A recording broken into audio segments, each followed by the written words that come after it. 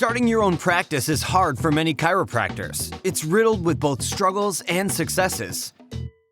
But here at the Chiropractic Philanthropist, we make it easy by having chiropreneurs and entrepreneurs share their struggles and lessons learned in life and business so that you don't have to make the same mistakes. And now here's your host, Dr. Ed Osborne.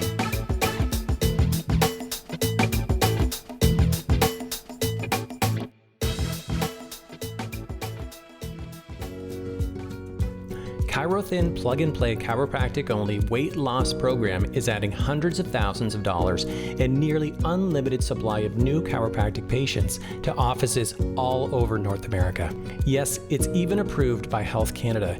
You don't have to change your philosophy, learn a new technique, or spend money traveling to seminars. Just take their system, implement it, and experience exactly what you've been looking for: increased cash revenue and more chiropractic patients. For more information or to test ChiroThin in your office, go to chirothin.com and click on the pricing tab. All right. So, hey, TCB listeners, we have the live version today of the podcast. So TCB TV with Dr. Carolyn Griffin. Dr. Carolyn, how you doing? I'm doing great. Thanks for having me. I'm excited. I think the first time I invited you to be on TCB podcast was probably about 4 years ago. Yeah. So it's hard to think that it's been that long and that we've been doing this. So I'm really super excited to have you on the show today. Why don't we start with this? Because I know who you are. I've been following you for a long time. So why don't you share a little bit about who you are, the chiropractor that you are today, but also, I really consider you one of the leaders in our profession today too. Oh, thanks. Mm-hmm. So I'm Carolyn Griffin. I've been in practice for almost 24 years. This December will be 24 years. It's hard to believe that that's the number. It's been a long time. I practice in Santa Clarita. I recently have now a second office. It's been a couple of years, and that's been amazing. And I just brought in another associate in my office. So it's been great being in practice. I still love it. I've been doing this for a long time. I'm still very passionate about it, in the trenches, getting my hands on patients. And to me, that is what it's all about. And I think I just mentioned, I have a second associate in the office and I'm training her. And my ultimate goal is to have a third chiropractic office. So I'm training her right now. And that is the bigger vision. Outstanding. Sorry, I'm TCB TV. I got to be typing comments and stuff at the same time. So so this is really cool. I mean, I love that you have multiple practice. You have the big vision. And I know that even in our pre-chat, we're going to be coming back to that discussion of not kind of coasting. But before we get into that discussion, what I'd love to do is just find out, do you have any words of positive, a positive affirmation, a quote, something that are words of meaning that you would love to drop on docs? So I have a couple. One thing that I find myself saying all the time, and I have to say, I'm going to be referencing Dr. Fred Schofield quite a bit during this interview because he was a major mentor of mine, a big influencer, and really, to me, steered me in the right direction from the get-go, thankfully. But one of the things that he always taught us was, bless our home and office with peace, prosperity, abundance, mental, physical, spiritual perfection, divine right action, and only good may enter in. And I find myself, whenever I get on a plane, I say that, and even sometimes when I'm in a room and I'm just trying to, you get through and you're starting to adjust and you get into that mojo and that mode, I sometimes just have to stop, breathe, and just say it. And I kind of just say it in the room, under my breath in my mind without out loud for the patient to hear, because that would be strange. But I do try to get connected. And that's one of the ways I do it. When you say connected, what does connected mean to you though? Is that connected with yourself, with your source? You know what? Ready to put my hands on that patient, because it's actually a conversation I had last night with my associate is, she finally had a breakthrough. It was amazing. She's dialing in her adjustments. I'm noticing that she's improving her conversations, her flow. She's not, slowing down or stopping. She's really just going through the motions but staying connected with the patient. And I said to her, one of the things that I do is at the end of the night, and I don't know if ever all the other chiropractors do it, but at the end of the night, I just kind of think about who I had my hands on that day. And I just think about things. Did I give them everything I could? Did I leave something out? could I have done better? What did I, ask the right questions? Did I connect with them in a way that is important, and to make them feel like I am, with them and I actually care about what's going on. And, the other day I actually had a moment where I was kind of in a little bit of a rush, and we all get in those modes where we are in a hurry. We've got new patients, ROF waiting, patients coming. I need to get them adjusted. And so I was in that mode of clearing rooms, so to speak. I was taking care of the adjustments. And on this one particular woman, she's a friend of mine, and I normally have a little bit of time to chat and just connect more, have some conversation. And I didn't. And so and she's like, is that it? I'm like, yep. And so and I was like on her way. And I remembered I didn't do this one thing that she really likes in that adjusting room. And so I woke up literally at 2:30 in the morning. I was like, I forgot to do that thing. And so I felt bad. I literally felt bad about it. And the next day she came in, and I'm like, and I actually apologized. I'm like, you know what? I'm sorry. I know I normally do this thing and I didn't. And she goes, oh no, it's fine. You're in a hurry. It's no problem. I said, yeah, but that's not okay. I just want to apologize for it. But the whole point of me bringing that up is when I'm talking and teaching my associate, it's not just about going through the motions, getting through the systems. You actually have to have your heart and mind behind it before you put your hands on that patient. So if I do find myself rushing, which isn't often, but it does happen. So we're all at fault of that at some point, right? We all are guilty of it to some level, to just slow it down. And that is one of my ways of getting myself focused on that patient.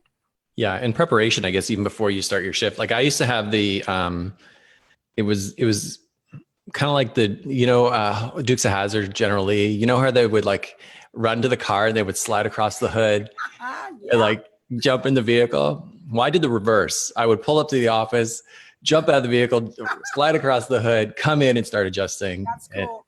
And, it probably wasn't too connected, but I love this conversation because it's so important that, and especially I found that was post adjustment, because most people were like lying face down, right? And it might be the only time, especially in this age, it might be the only time that they actually get to connect with someone on a level where you're like, they actually may not even have any physical touch, so it's so important. And I think a lot of times the reason why people would come to us versus someone else was because of the connection that they felt with us as chiropractors. So exactly.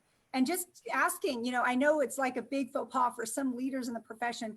Don't ask, how are you? Like make a statement, because then then they're going to answer you and you're going to be on there for a long period of time, or be in the room for a long period of time. But just, it's really interesting having an associate in my office, which I've never had in over 20 years. It's just been the last 6 months.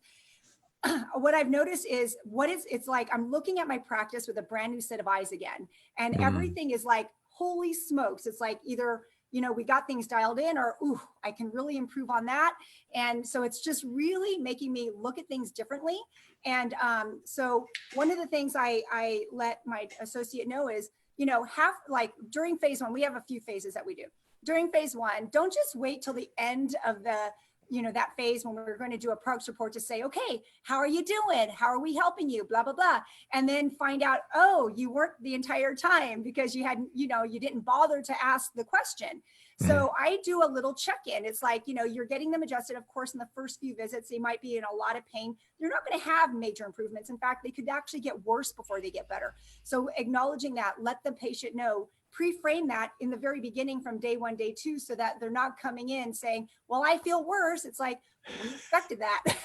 But let them know ahead of time. So when they do feel terrible, it's like, oh yeah, she let me know that's going to happen. So they're not freaking out at home and not wanting to come back in. So if you let your patient know all these things beforehand, it's really going to help your retention for sure. But partly through phase 1, say, are we helping you? Are you getting the result you need? Are we meeting your health goals? Just ask and touch in, because if you're not, then you need to make a change. I always like to say, I'd like to steer that ship before we get to the end, because I want to find out sooner than later what we need to do. I don't want to wait till the end and be like, whoops, sorry, let's start that over again. That doesn't always look good on you. You know what I mean? Yeah, it's true. And it's so funny because I just did a 1-hour training inside of our Laptop Lifestyle crew before I jumped on here. And it was all about surveying, polling, asking, like it's about gathering information from people. And that's really what you're talking about is like, look, we have to communicate and gather information versus like, and I know we've all experienced that where all of a sudden someone vaporizes in your practice. You're like, what happened? No. Yeah. Yeah. Like, maybe you could have found out sooner before it became, a problem. But yeah. Or fix it later. Yeah. Whatever. Yeah. Yeah. Sometimes it's too late because people are not as forgiving as they used to be, are they? No, they're fickle. Very, very. It's like, okay, well, who's the next guy I can go to or, chiropractor that I can go to get fixed because I didn't get serviced here well enough. Yeah, absolutely. So one of the things we love to talk about is challenges. And, the reason, and this all comes back to connection, like I had a difficult time when I started practice. I know, again, pre-chat, you and I were kind of discussing this, but I mean, tell us about a time where you really struggled, what you learned from that and how that helps you grow in your business today. So for me, I was thankful and very lucky to go straight from school. They do, the preceptorship. So prior to graduating even, I ended up in an office that saw higher volume, trained with a great chiropractor, Dr. Fred Schofield. And so for me, I went to LACC. We couldn't even say the word subluxation. It was one of these situations where I thought I knew everything, but turned out I knew zero and I couldn't even adjust. I thought I was awesome, but I wasn't. And so the big reality check happened when I entered an actual office and started to apply my skills from school. And so, but the weekend before I actually started on that Monday, this office dragged me to a seminar and before I could even start. And it's like, I didn't really know these people. I was nervous about seeing new patients on Monday. It was all new, but I didn't hesitate. I'm like, okay, I'll go. And so I ended up going to see Dr. Fred Schofield speak. And in those days, I want to say it was like October 1995. It was like a long time ago. And he was, he's on a stage. He looked like that big from the back of the room where I was standing. And he was very impressive, even from where I was standing. I was just like, holy crap, what is he saying? What is all this stuff? What is this innate? I don't even know what he's talking about. And it's funny because one of the things that this office does when we would all go down for the seminar and they bring the staff was pick one thing. What is the one thing you want to get out of the weekend? Just one. And so when I was asked at the end of the event, okay, what did you get out of it? I honestly, there was like no answer. I couldn't even think of anything because it was so crazy for me that I was overwhelmed. And, but that was the beginning of something amazing. And after I trained with him, or I should say after that first weekend, I trained with him for 13 years and he literally molded me into the chiro I am today. So for me, the struggle was just coming out of that, non-philosophical school, going into this office, having that transition. But thankfully I did, because when I became my own, when I opened my own office, I should say, and stopped becoming the associate or working for that office, I was able to, succeed. And that's because of all the skills that I learned, not only in that office, but from Dr. Fred too. So, and I'll tell you one of the things, and that was amazing is one of the training calls, I would talk to him every single week. He'd go, okay, Dr. Carolyn, and this is how he talks. Dr. Carolyn, what's going on with you today? And I was like, oh, Dr. Fred, I'm getting back to the basics. I'm getting back to the fundamentals. He's like, oh, very interesting. You're going backward to move forward. Very zen. And he said that. And I was like, yeah, holy crap. Like that's true, because what happens all too often is, as a chiropractor that gets to a certain level or a certain point in their practice, is we stop doing all the things that got us to that level, right? Yeah. We're like, okay, I'm up here now. But if you stop doing those things, then what ends up happening is you're going to slip, you're going to fall, your practice is going to dip. And so what we don't want is that to happen. So one of the things I like to do is, instead of coasting and just kind of keeping on like that, I want to always see what I can do to improve. What's the next thing out there that I can help to grow my practice, and always stay one step ahead instead of just coasting. So I want to talk about something then that's, really, I found, I don't sound really exciting, but it was really exciting the first time I learned about this. And I know, like, when we chatted about this, and clearly off of the podcast, was the women, wine, and wellness. Yeah. And I was like, wow, that's really cool. Like, because people pitch stuff to me all the time, right? And I'm like, man, this is like so cool. Like everyone should be doing this. So tell us a little bit about how that works. What was the inspiration behind it? And then like, what are your recent results? So Women, Wine, and Wellness is not something I made up. It's not something I started. It certainly has been out there in the profession. I thought it was a good idea. I honestly don't know where I got it from. It's been a long time, but I picked it up from somewhere. And what I did was I packaged it, because I know when I started to do it, it was like reinventing the wheel. Okay, I know this is a good event. I know this is how you do it. Like we all know how to do it, but sometimes putting that next thing on our plate can be super overwhelming, especially when you're busy, right? Busy with your practice at home. We've got so many things, like many spinning plates that are in the air. And to throw one more thing on, even though it's like a really good idea, can be a bit much. So what I did was I wanted to help the profession in a way that I would package it, make it turnkey. I, did all the heavy lifting, so to speak. I made it super simple so that the doctor could literally hand it over to their CA, which is what mine do. Mine do it all. And then they take it and run. And it's that simple. So it's step by step, it's laid out, it's got checklists for you of what to do from, 6 months to a year, pick a date, from picking a date to the logistics of the day, to what you need to buy for it, as far as your shopping list for food. I give you ideas for speakers and vendors, and, an agenda that you can copy and like literally, like, oh my gosh, it's step by step. Yeah. Here's your sign-in sheet. Here's your sign-up sheet, like all of it, like literally download it. Here it is. It's packaged.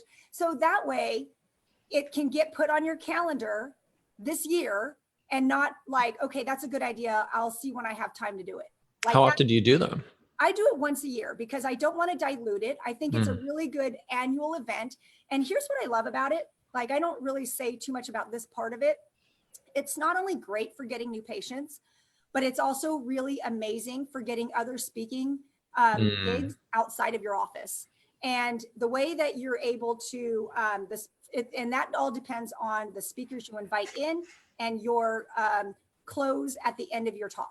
And so you're able to get talks outside of this. And so just as an example, I'll tell you that one year I had a gentleman from the Castaic Lake Water Agency. So it's a corporation business out here. He was a gentleman that came. He was like, normally it's women, but he was a guy. And 2 of his employees were patients, and they connected me with him. So at first, when he first walked into the event, he's like, brought his wife and was like, she's going to stay, but after my talk, I'm going to go. It's all ladies. I'm like, yeah, no problem. That's fine. So here he is at the beginning, in my office. He's got his glass of wine. He's giving his talk. I had to get the hook, like get this guy out of here because he was talking too much. So I got the hook. I got him off the stage, and I said, obviously there's a lot of questions. You can talk to so and so and so and so in the back. They're with the company. You can ask more of your questions with them, and he's going to be leaving, and we appreciate your time. Blah blah blah. And he goes, oh no, I'm not leaving. I'm staying. This is fantastic. So then he stayed. So this is how it ended. So then he stayed, and at the end of the event, at the end of the night, he goes, this was one of the best events I've ever been to. And I just want to let you know that I talk more than just about the drought situation that we're having in California. I can also speak on this and that, this and that. So next time, please invite me back. I said, no problem. And I just want to let you know that I don't only talk about women's health, but I talk about this and that, this and that. I would love to come into your place of business and do a talk for your employees. And guess what happened? Yeah.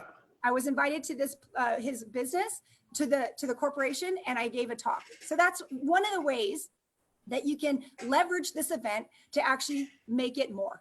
Right. And so here's the thing is, I hear that, and here's the option is I can try and recreate those results that you have, right, on my own, or I can actually save myself a lot of time and money and just actually download the program. Yeah. And and I don't need it. Like I love the event. I love helping people. Hey, it's not even like it's super expensive. Like it's not anything. But just the time saver for me, that's where the value is. The time saver of putting on an amazing event to draw in new patients, women who are the decision makers. And here's what has happened. I've done it now 6 times. So it's my 6th year. I've now created a culture in my community where people actually look forward to this. Wait list. Yeah. And instead of now people, I'm like, hey, can you so-and-so work? I mean, can I vendor booth speaker? They're now coming and saying, can I be a vendor? May I please? Wow. So it's no longer, me searching out and seeking the help. They are coming to us. And that to me makes it even easier. Yeah. Yeah.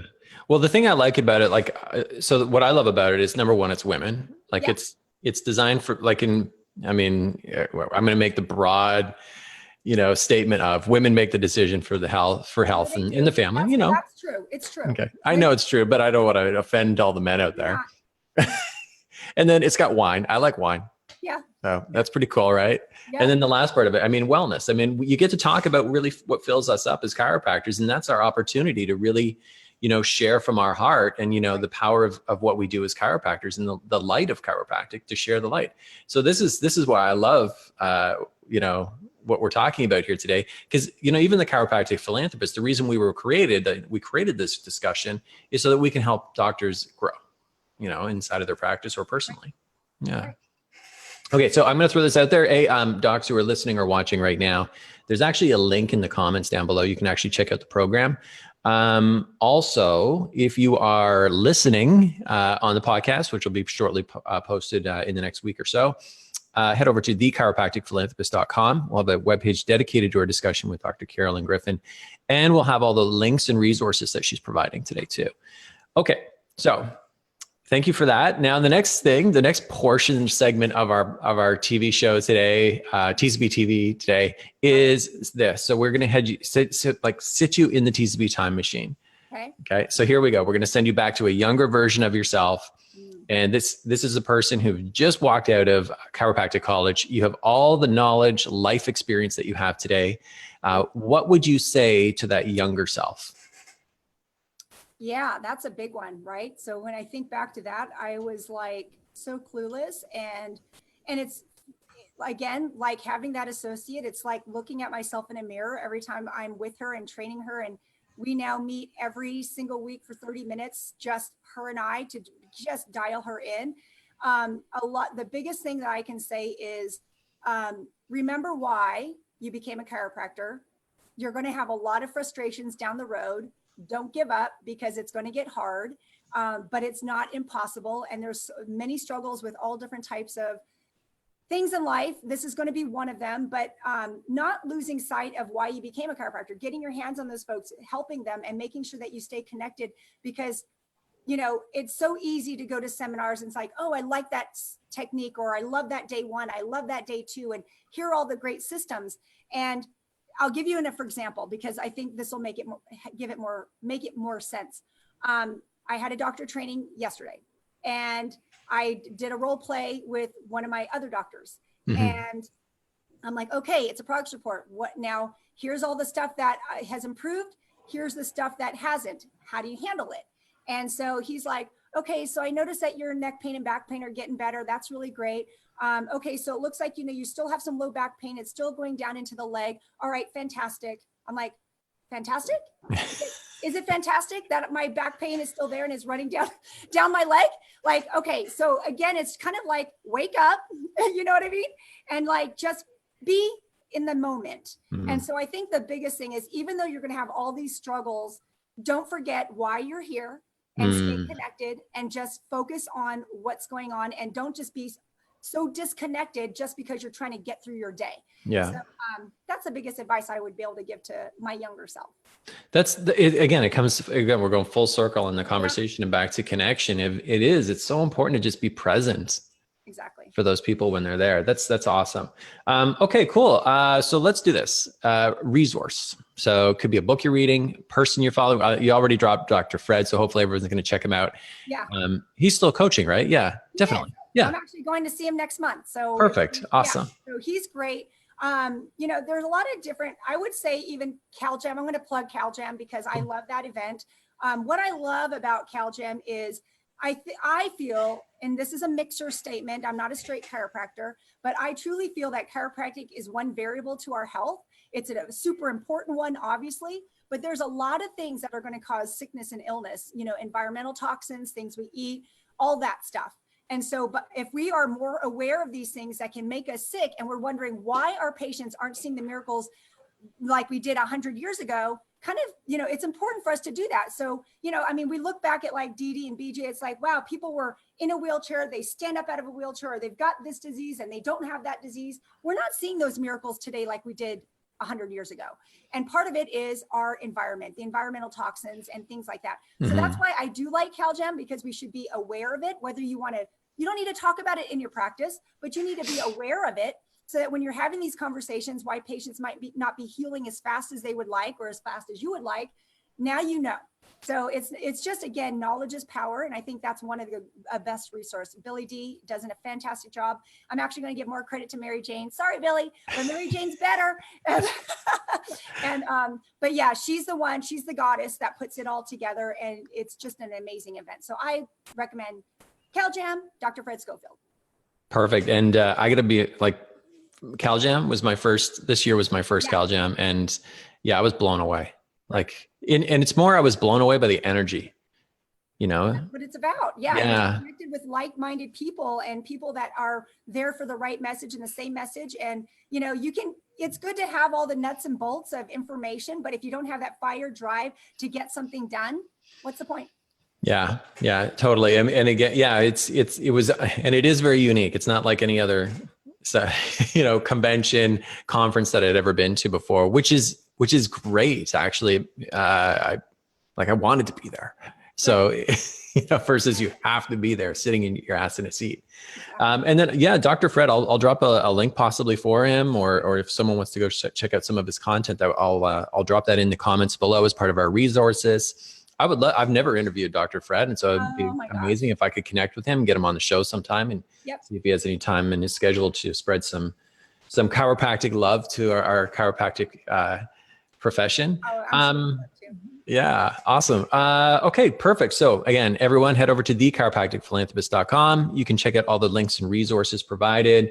Please check out Women at Wine and Wellness. The link is in the comments below if you're actually watching this on social media. If you're listening, it's actually inside of your show notes. So you can actually expand your mobile open right now and you'll find a link for Women, Wine, and Wellness, and you can head in right from there. Doc, crushed it today. Thanks, man. Thanks for having me. I love talking with you. You're an amazing person, and I'm so glad that we are connected. How about that? Yes. All right. Well, I appreciate you. And again, thank you for giving back today. Thank you. So you've heard the struggles, you've heard the successes, and this episode is done. But there's still so much more to come and so much more to learn. Head on over to thechiropracticphilanthropist.com and sign up for our newsletter, where you'll receive free practice building tips and strategies, including how to market your practice with your very own podcast and so much more. Thanks for listening, and we'll see you next time on The Chiropractic Philanthropist.